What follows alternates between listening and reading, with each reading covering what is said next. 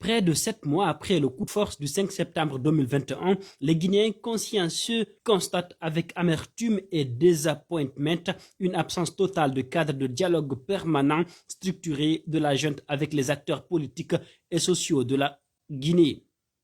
Une déception pour une population guinéenne maintes fois ballottée entre hommes de bonne foi et hommes sans parole. Ainsi donc, plusieurs mois après avoir fait espérer les politiques du pays et donné de l'espoir au peuple africain, les hommes en treillis s'en sont retournés dans leur caserne pour une prise de décision unilatérale, sans considération aucune pour les grandes figures du pays. Certains se sont vus dépouillés de leurs biens pourtant acquis dans toutes les règles requises, dans l'unique intention de les humilier, les exposant ainsi à la vindicte de leurs adversaires et ennemis et du peuple.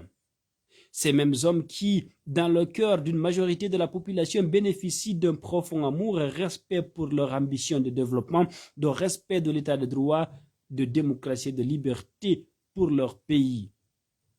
Le colonel Mamadi Doumbouya a failli à sa tâche de rassemblement du peuple, d'unification de communautés dans une société où faire allusion à l'ethnie, même avec humour, est perçu comme une agression grave.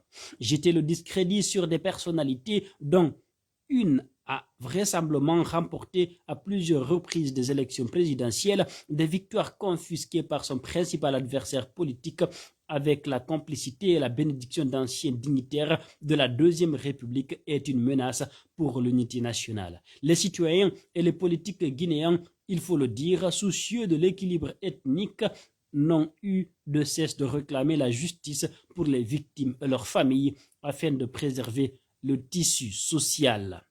Aussi salutaire qu'il soit dans certaines circonstances qui se veulent exceptionnelles, l'arrivée de militaires au pouvoir n'augure pas un devenir meilleur pour la construction d'un État. Les hordes du pouvoir sont un attrait pour les hommes en bottes. Une république souveraine et indépendante est dirigée par un civil, comme le veut la plupart des constitutions dans le monde. Ignorer cela laisserait une porte ouverte à des dérives sociétaires, car une transition militaire ne serait pas un pouvoir civil, même si dans un gouvernement, il s'y trouve des hommes et des femmes civiles. La transition doit conjuguer avec les acteurs essentiels à la survie de la nation afin de mener à bien une mission qui lui est limitée dans le temps.